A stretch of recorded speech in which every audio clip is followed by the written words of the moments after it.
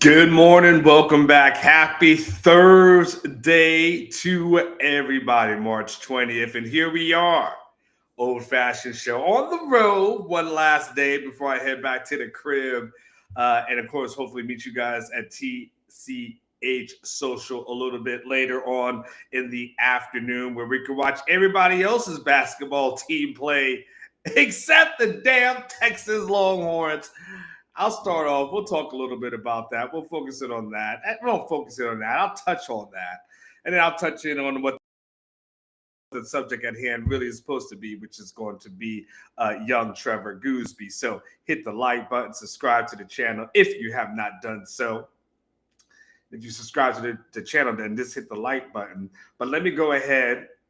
Let me tweet this thing out and let's keep this party started because, again, much to discuss today. Good morning to all of y'all who are here in the chat. Appreciate y'all. Man, I watched that game last night and there we go. I don't like that gif, but nonetheless. Watched the game last night, as many of you guys did. Go ahead and put your question in the chat, Christopher. Hopefully it's on topic. Watched the game last night. And as I was watching the game, my first thought was for about the first 20, 30 minutes or so, thought to myself, damn, first half Texas is here. First half Texas is here. But I kept telling myself, just hold on, Unc. The second half Texas is going to be coming soon. And then second half Texas came. And we all know what second half Texas looks like. It ain't like first half Texas. It ain't like that first half Texas that is on the floor and diving for every loose ball and making smart shots and setting up good plays and the clicking on all cylinders and playing fast, like all that. Then second half Texas came, and then all of a sudden, other team we got big men hitting 3-pointers. We're now all of a sudden you're losing in transition. Now all of a sudden there's dumb fouls that don't need to be had, can't make free throws, and it's like this is what we're used to. And then at the end of the day, what happened is what happened. And if you're Rodney Terry, at the end of the day, man, you knew the assignment. You knew the assignment. The assignment was simple. The assignment was beat the guy who some speculate could potentially take your job. But at the very least, you got to go ahead and beat Xavier. It's interesting how they kind of phrase it like, we're the tournament. It's not really a tournament. It's a play-in game. It's a play-in game. You're not in the tournament. Tournament begins today, okay? We all know the tournament begins today. That thing is a little bit of extra stuff. The real tournament. Here's the thing. You're not in the bracket. You're not in the bracket. When we all fill out our NCAA brackets, and most of you guys have filled them out yesterday, you probably fill them out today. When you fill out your brackets, Xavier is going to be in the tournament, field of 64. Texas is not. So it's kind of a shallow thing, empty thing to say, oh, they made it. No, it didn't. They didn't say no. But nonetheless, by the way, he says, I got email from Texas Longhorns Daily saying they're parting ways with Sean Miller is the leading candidate for the job. Okay. That's cool. I'm not quite sure what Texas Longhorn Daily is, by the way. I'm not quite sure what that is, but but Chris, I think that's been out there. I talked about that yesterday. How Sean Miller was the guy that they considered. Chris Delcani talked about potentially hiring a couple of years ago. It did not hire him. So there's a lot of names out there. At the end of the day, if Chris O'Connor is going to hire an NBA guy, well, we'll know that pretty quickly. And if he's hiring an NCAA guy, we'll know that as soon as that person's season's over. That thing will be the next day. It is what it is. At the end of the day, though, again, Rodney Terry, you had one job. Well, you actually had a couple of them, but the main job was, hey, you got to beat Xavier. And I said so to one of my homeboys yesterday. I said, he's like, man, I think if he gets to the Sweet 16, he's good. I said, I don't think Sweet 16 is enough. I think Elite Eight has got to be it. I think that's got to be the bar to really, if he really wants to disrupt whatever plans may be out there in the universe, he's got to get as far. He's like, man, Sweet 16 is he goes Elite Eight. Elite Eight is hellified tough. I said, Sweet 16 sounds crazy. I said, how about this? How about if we just see if they could beat Xavier tonight? Let's start there. Because I said, I'm not quite sure they're going to do that. And they didn't. And so, of course, after the game, Rodney Terry, it took too long, by the way. I'm gonna have a personal gripe. I'm gonna have personal gripe here. As a reporter who gets paid to ask questions. And my personal gripe is, as I was watching the Rodney Terry press conference, it took too long to get to the point. Everybody asking, well, this and this and that. No, ask the question. Ask the question that needs to be asked. Just ask the question. And so finally, I think it's Thomas Jones from the Austin American Statesman finally asked the question that everybody wanted to know. That only is the only question that needed to be asked. Only question. It's finally asked. And I'll let you know if you didn't watch it, because I'm sure most of you guys didn't stay up and want to watch the damn press conference, because why the hell would you? Finally, they talked about the coaching future. Let me expand this thing for you. For sure. And then we can go. RT, after every team season, Chris O'Connor always says, okay, I'm going to meet with their coach after the season. Do you know when you're meeting with him? And has he given you any clue about the direction of the program? Well, I think at the end of the day, I think you always control what you can control. We were excited about being in this tournament. I thought we had. That's the thing he keeps saying. He keeps saying we were excited about being in the tournament. You weren't really in the tournament. You're kind of on the outside looking in. It's kind of one of these kind of I don't know. It's just a weird. It's like saying we were excited to be in the postseason. We were excited. It's kind of like, well, you played in a bowl game, right? I don't know. It's a word thing when you keep saying about the tournament. A team that was playing really well and capable of making a really good run here. Got off to one of our better halves of the year. I mean, first half was terrific, but we knew again as you play this game that there's always ebb and flow and there's always runs. I think when everything's said and done, I think you always thank the guys that have laid it on the line for you every night. And that was our players. They did it every day for me. They did it every night for me. There's not one guy in that room I wouldn't do anything for the rest of their lives. Yeah, when we're at that, you know what? I'll be a job reference for you. That's a guy that knows he's. And I think when you talk about evaluating the season, you do that when the dust settles, and just like you would after any season. So I'm sure there'll be an opportunity where we'll get a chance to sit down and talk about the season and what our thoughts are, what our thoughts were about the season, and you kind of go. I get the feeling it's going to be a one-sided conversation. You can't tell your boss per se, hey, this is my thoughts about the season. No, your boss is going to tell you what it is, right? Y'all, when you work at a job, good morning, Mark. You work at a job, and you remember when you do your self-evaluation, and you had to fill it out, and then that was cool. But then it's almost like they let you vent and put things down on paper. And then your boss comes through with the real evaluation and the self-evaluation. You highlight all the positive things and yeah, that's cool. However, bam, bam, bam, bam. I don't think it's going to be, if Rodney thinks he's going to sit down and have that conversation. You know who thought that? Do you know who thought was going to sit down and have a conversation with Chris Del Conte and talk about where they're at and what the things they can do and things probably for next season? Tom Herman thought that. Tom Herman went into Chris Del Conte's office and literally was like, "Yeah, man."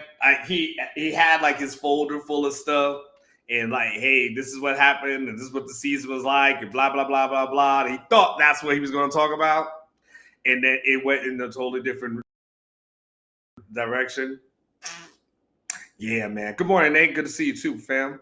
At the end of the day, that's not how it went down. That's not how it went down. And I think RT. One of the last things, a couple of last things I'll say on it is that you can't inherit a team that goes to the Elite Eight, and then a couple of years later, you can't make it past the play-in game. I mean, that's just math, man. That ain't nothing fancy. That ain't nothing. It's nothing fancy at that point. It's just simple math. It just is what it is. Like, you got a team that was here. You inherited this team, and now they're here. Sure, you got one of the best scorers in the country. That's great. Good for him. And that's not good. That's not good for you. So we'll see what happens. There's a lot of names that are out there. Luckily for myself, I'm not necessarily required to dig on that. I can if I need to. Now, if they want me to find some basketball names, I can do that. But at the end of the day, more than likely, we'll see what happens over the next couple of weeks. And I would just say this. I said it that the longer it goes, that's probably the guy that Del Conte is wanting to hire. Like, the kind of got hired Sloss. I mean, officially, Sosnenko was like the day after, right? I mean, there was rumors beforehand, and I guarantee you he's going to make sure this time, whoever it is, if that person's in college, that rumor mill is not going to be out of control the way it is, that it was for the Texas A&M thing. If it's an NBA guy like a Billy Donovan or something like that, who knows how soon that could or couldn't happen. But I don't know. All I know is about Texas. And the very last thing I will say is when I talked about, okay, you inherited a team that was here. This is where the team is at now. And, also at the end of the day, if you're Texas and you're Rodney and you're just doing an honest reflection, it's kind of like, man, all these other programs are balling, winning all kinds of trophies, all kinds of awards. Like, they're not making, they're not talking about some consolation prize of making it to a play-in game. Like, they're talking about, Vic Schaefer ain't talking about no play-in game, right? The baseball team won't be talking about that. The softball team won't be talking about that. All the other teams don't talk about those kind of things, right? They talk about winning, competing for championships, all of those kind of things. And the basketball program is just not there. It's also not there. It's not hitting as far as recruiting is concerned. So probably the writing's on the wall. If I was Rodney, this is what I would tell him to do. When you get back into the office today, grab everything that is not stapled to the ground, brother. Get yourself a box. Hey, get some staplers, dog. Get some tape. Oh, man, I need some tape at the house, man. Get some tape, some staplers, man, some magnets, like whatever ain't tape. Hey, man, if they got a closet that got a bunch of Nikes in there, man, go get some Nikes. Like, clear it out. Y'all know how it is when you're about to get fired. You're like, oh shoot, I'm leaving here with something. These fools ain't gonna fire me. I'm leaving with something. Man, I got a laptop from when I worked at the Tribune. Man, I got a laptop from like 1996 or something like that. It was like a TRS, a Radio Shack laptop. They talk about turning in. I ain't turning in nothing. You come get this. What laptop? Ain't gone. Hey, Rodney, take everything. Pens, erasers, whatever you got. You may not want Longhorn gear. Hey, your friends may want some stuff. Give it away. I literally have known coaches. This is not lie. This is no lie.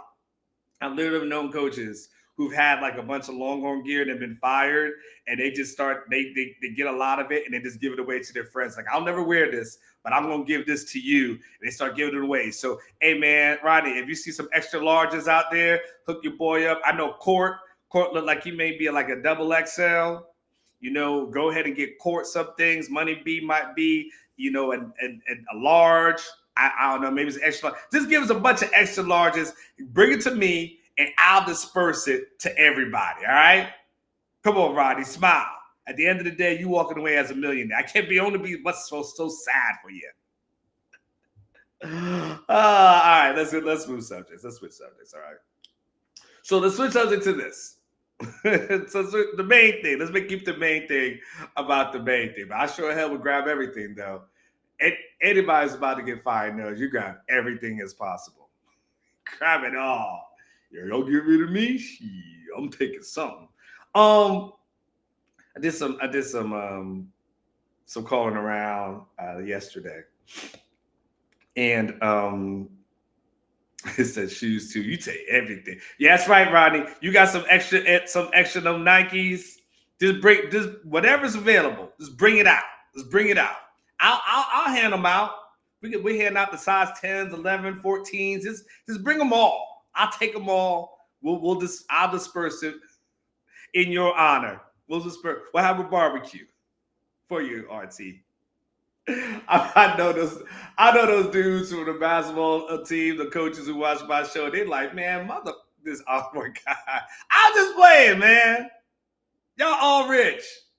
We all at work today. I ain't mad at you. Don't be mad at us. We all working. Y'all rich. Y'all got a hell of a 5 buyout. I ain't gonna be that sorry for you. So I made some calls this week, and it's really, really trying to kind of get into, as we get ready to get into the spring football next week, right? And I don't know what Sam is talking about. And I wanted to kind of just wrap up a little bit of winter conditioning.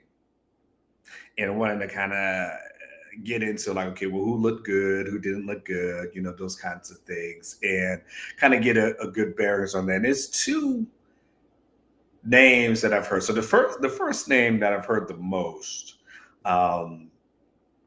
has been Nick Brooks, which I've told you guys about him a little bit. If you haven't watched the show, I've talked about Nick Brooks, the freshman offensive lineman, and really kind of the transformation that he's had since he's been here. And there's just a glowing discussion about him as a freshman now, as a guy who maybe potentially could just be competing as a freshman. I don't necessarily know if that's going to be competing for, a starting position. I think that one's probably taking it a little bit too far. But if you're following in maybe that Trevor Goosby mode of a guy who comes in, can develop and be a starter at some point, Brooks seems to be that guy. One of the things I previously reported, and one of the things I reported this last week, and then I've got some more follow-up on that stuff yesterday, was that he was viewed as a real pleasant surprise during winter conditioning.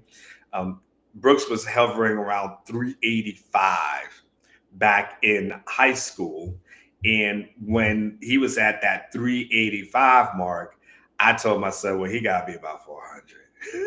Because I'm like, well, shoot, I mean, he just one Whataburger away from 400. If that's where we at, right? So he was at 385. At least he was listed at 385. But he transfers, a couple of things. He transfers to a school in Georgia that's got a lot of talent.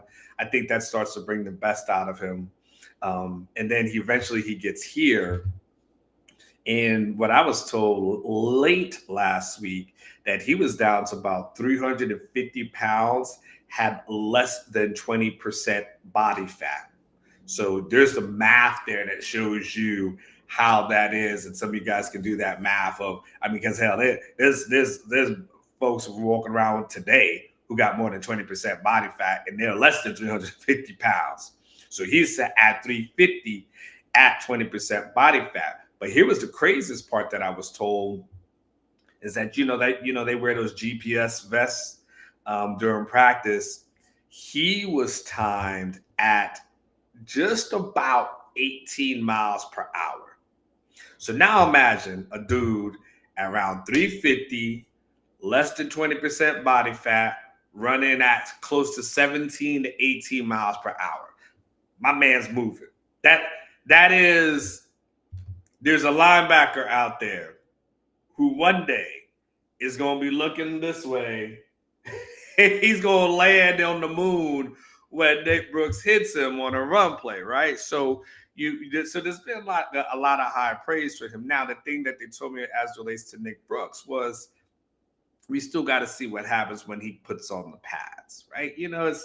There's a huge difference, right? We all know that if you played football or understand football, you understand that there's a lot of people who, you remember back when you played, and there's those track guys who come out for the football team.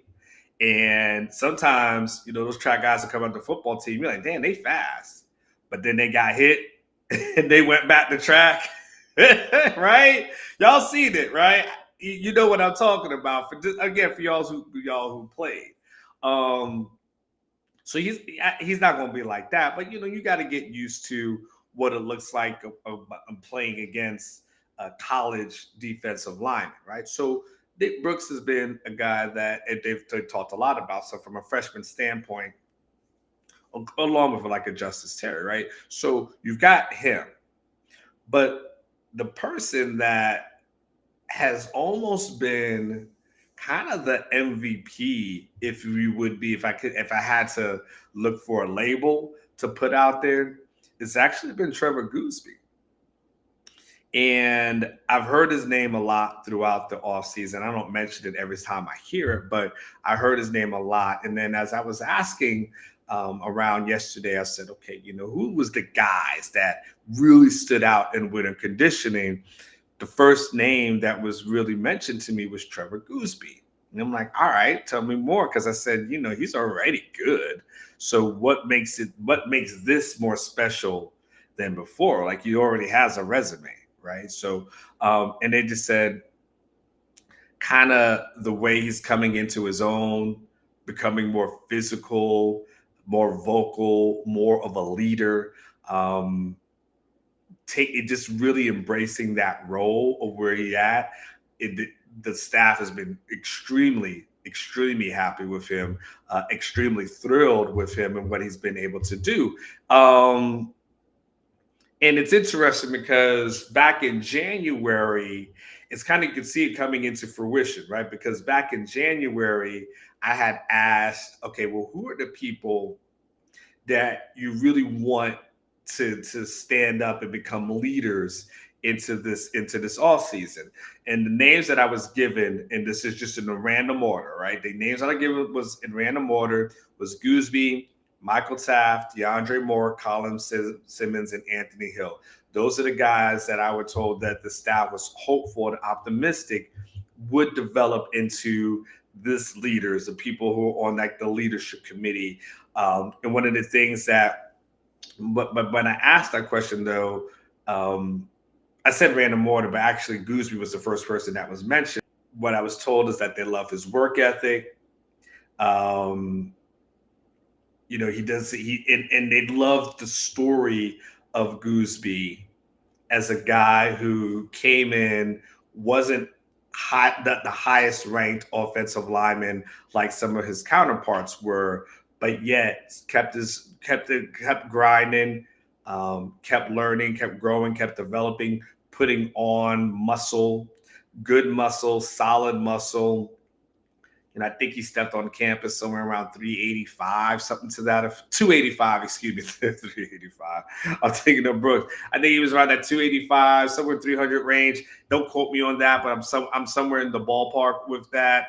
And he's been able to kind of grow and develop and become a massive human being. I've stood by him. That's a big dude. That is a big dude. He's been dedicated in the classroom, never once complained about NIL. The staff, and he's been taken care of from an NIL perspective, but they love the way of how he's been able to grow and develop. And that's been a good thing for him because in this offseason, people are starting to follow his lead. One of the things I was told as relates to Goosby is that he's a guy that gets to the workouts, the winter workouts, an hour ahead.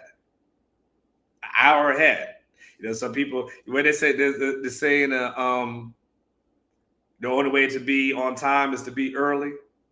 At least that's what, you know, some of the old folks would say is the only way to be on time is to be early. And so Goosby is one of those things that you can tell he's got good home training where they know, like, hey, if practice is supposed to start at 9 o'clock and you show up at 9 o'clock, you late.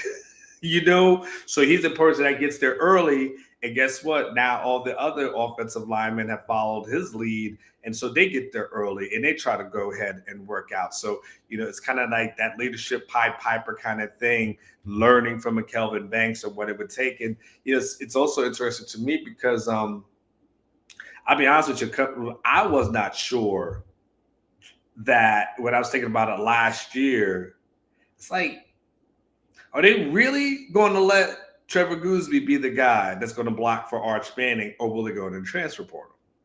Because it's Arch Manning. Let's be clear. Like that is the franchise of franchise players. Like we ain't messing around. This is legacy.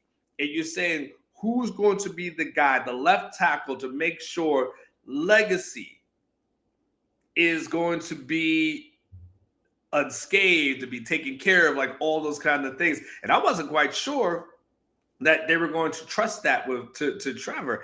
I thought in my mind that they may have to go into the portal, or they may choose to go into the portal. And maybe not have to, but choose to go into the portal because you want to make sure you got a veteran that's protecting Arch. But the funny thing happened last season in a really good way, in a really prophetic way, in a really calculated way, and in a way that when I think about Kyle Flood and Sark as offensive coaches, really the foresight, especially Kyle Flood, that he had to prepare Goosby.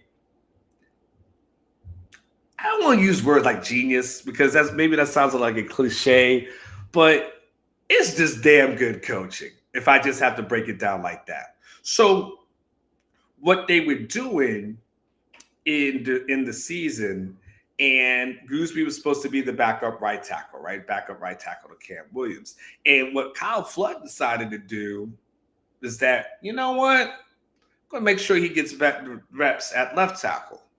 And then you know what he said? He said, you know what? There must be some days where Kelvin Banks just needs to kind of chill out so he's good to go for all year long. You know what I'm going to do? I'm going to make sure Goosby gets first team reps at left tackle. So there'd be times where Banks literally wasn't practicing on a specific day. Like it may be like a Wednesday or something, or Thursday. They just hold him out. And Goosby's getting every single first team rep. That's happening behind the scenes. Nobody knows about it from the outside. I knew about it, and there's certain things I reported about, and I mentioned it. And it was one of those, just take a note. Just take a note for the right now. We'll come back to that later. And lo and behold, Banks gets injured at that Texas A&M game. And guess what? They throw in Goosby. Now, typically, for a guy who's unprepared, oh, that's tragic. Oh, there ain't nothing that stands out worse than a bad offensive lineman. Woo! You see that coming a mile away because you can see who's getting beat and who the heck, because that quarterback is laying down on the ground, right? And at the end of the day, good morning, Harges. What's up, Harges? Some of my main man, not to be confused with Mike Harges, but that's Mike Harges, who's got a young hooper. Y'all got games going on, Mike Harges? What's going on? Give me some hoops updates. I miss hoops. I was looking at my son's pictures from a couple of years ago. I was looking at it yesterday, in fact. I miss him playing some AAU basketball. So give me some AAU updates for y'all Harges. What y'all doing? Let me know what's going on. So, any case, you got Goosby, who comes in versus A&M, and the biggest compliment that I can give the young man is this. I didn't notice that Kelvin Banks wasn't in the game.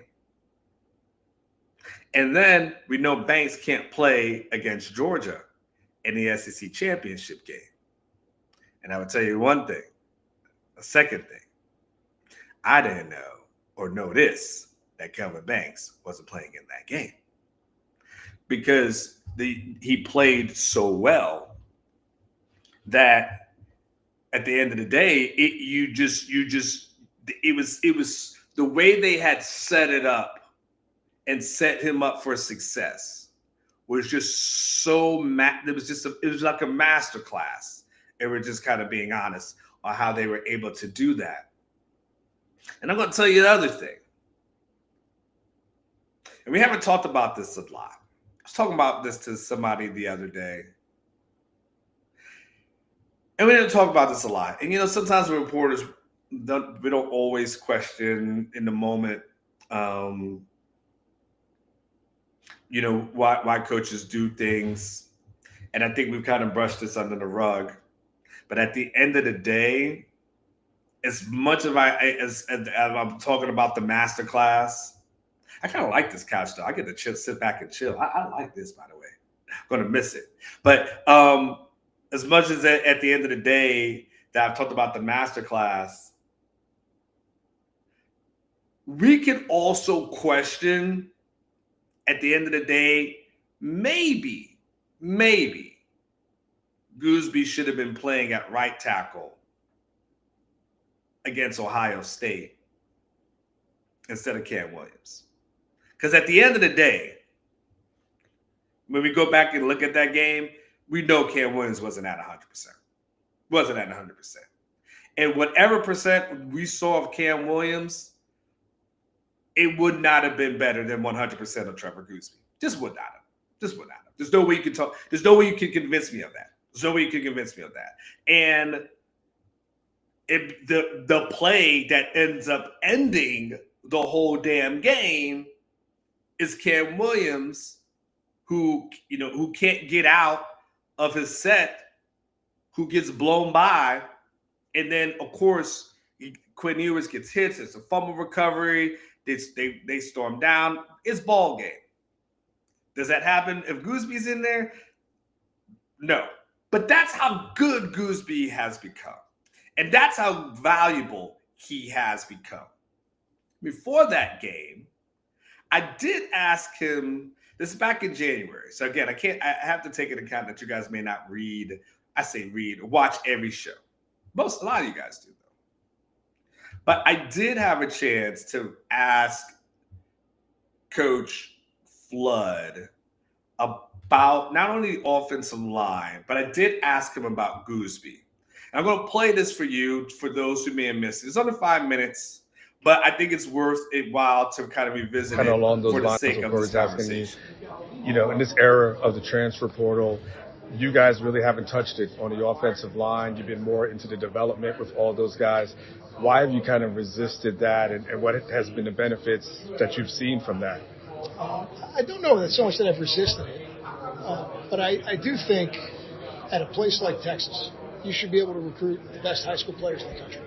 This is an elite blue blood program. That's what it's been for a long time. So when I came here, coming from Alabama, where we had very good players, I felt like, well, now if we're at that, we better recruit that level of player.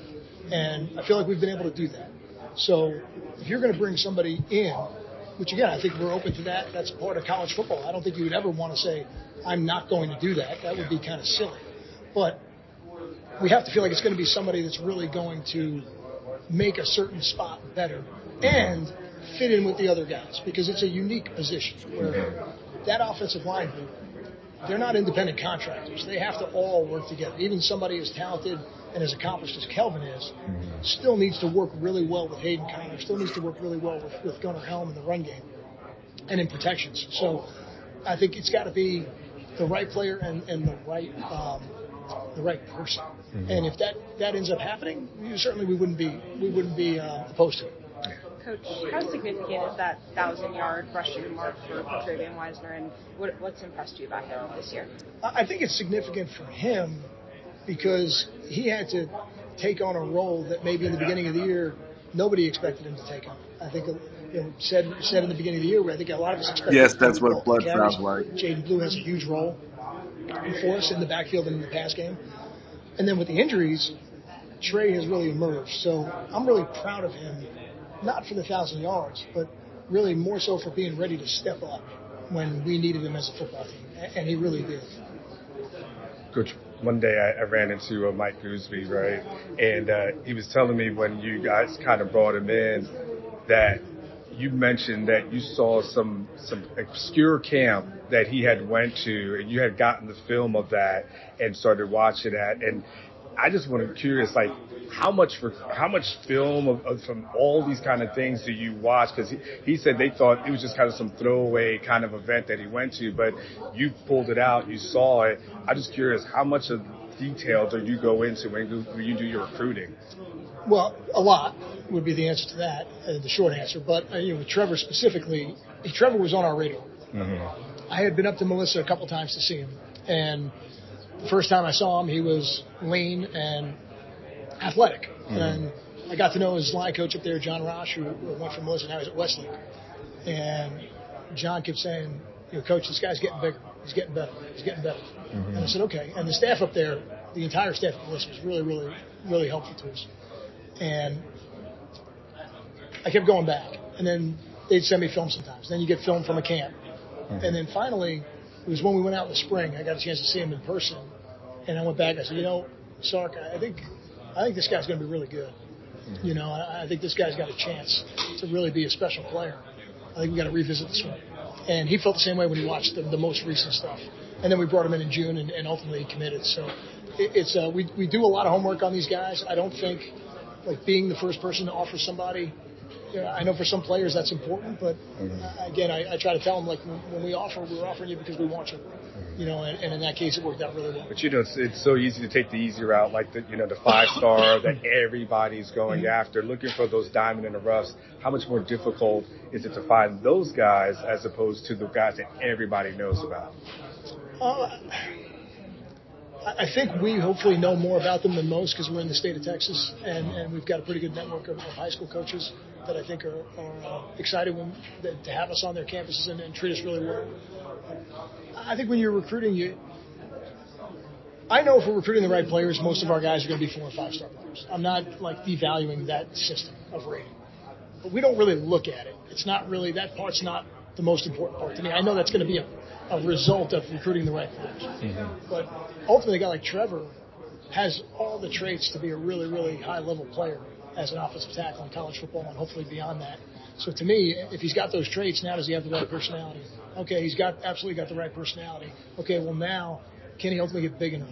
And then that was like the last piece of the puzzle for me was like, all right, is he going to get, and he did. And now he's probably 25, 30 pounds bigger than when we got him. So he's done a great job building his body even after getting done.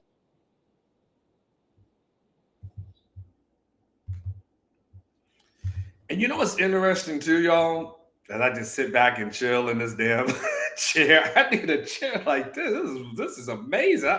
I'll do a show like this, chilling, having a drink, just relaxing, man. I got my feet propped up. I'm chilling today. Yes, and Flood did give me some secrets. You know what's interesting though? I spoke to someone recently. That's what I do, speak to people. But they said something to me when he said something about Trevor. It made me think about something. And the staff, they have this thing where they said they're a little bit careful when it comes to offering in-state guys. Because the thing is, they said if they offer an in-state guy, they almost have to be prepared for the guy to say yes. And if they're not 100% for the guy, prepared for the guy to say yes, they don't want to offer him because here's what happens. Okay, we offer Anwar Richardson, kind of a mediocre, good player at Cedar Park High School. I don't want to be mediocre, so right. Let's use Anwar Richardson, class of 2026. Phenomenal athlete who can kick, punt, do receiving. He could play DB, linebacker. I mean, just good, suave, debonair. Everybody. Okay, never mind. So anyway, so they offer Anwar a scholarship, right? But the thing is, what they have to be prepared is that Anwar's going to say yes, because I'm always going to go to Texas. So yeah, you offer Anwar a scholarship. I'm going to got to be careful, more careful about the in-state offers than they are the out-of-state offers, right? Because the problem is, let's say they offer Anwar, and then Anwar says yes. But now all of a sudden, Money B, who's the 5-star, says, "Hey, I'm ready to come to Texas." We don't really need Anwar.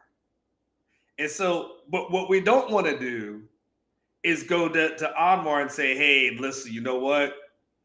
We can't have you come to our school. Money B already committed, so we're good. Mark was already committed. Like Rodolfo's already committed.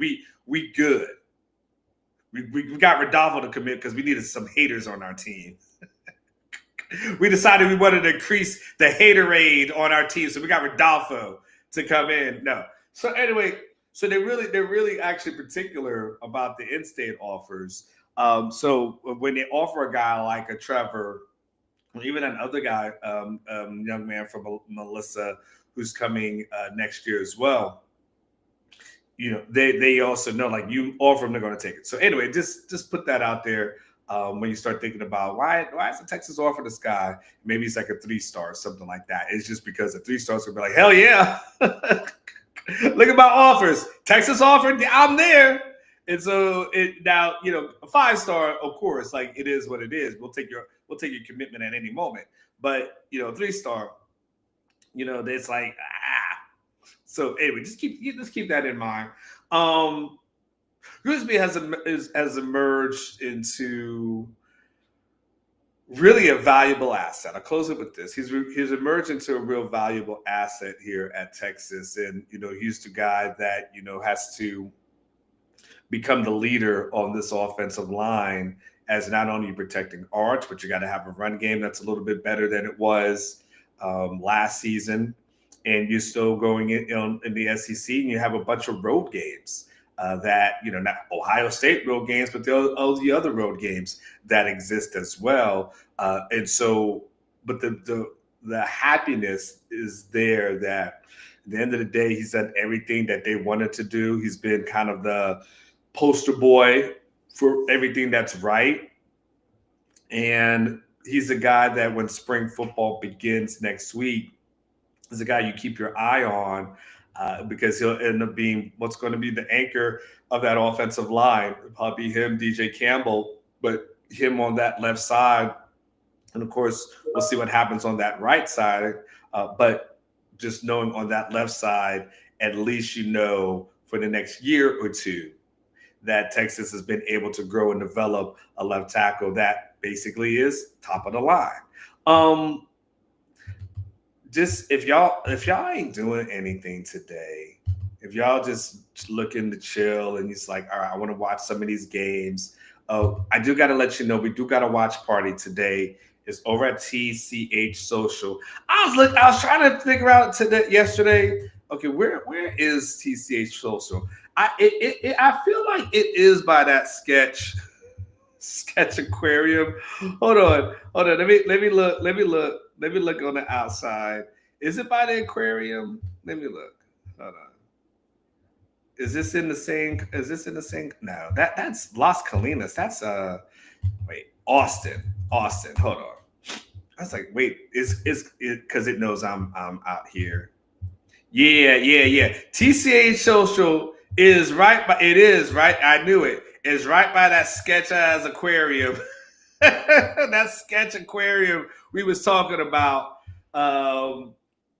Yeah, and then right there's like, what is that? Mount is that Indigo Play is in the same thing. And then of course they got Half Price Books. It's all in that same complex off of 183. Nonetheless, if you want to go and watch the games today and hang out with some of us from Orange Bloods, we will be down there today.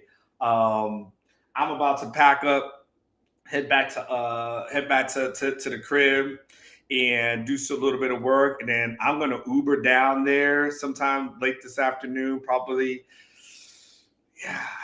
Yeah, probably about like 5 o'clock. I think I'll probably be there. I think Catch and Chad are gonna be broadcasting live today at noon, so they'll be doing their show. But if you're just looking to watch and hang out and look, we ain't gonna be watching Texas play, but we can watch what other teams do. Now we know what it feels like when Oklahoma's watching everybody in the playoffs. Oh, hey, come down. We got a watch party, man. Just come and hang out, chill, have some drinks. Where's Catherine? Where's all these people who said they wanted to hang out? All y'all who said y'all wanted to hang out. Catherine, Harish,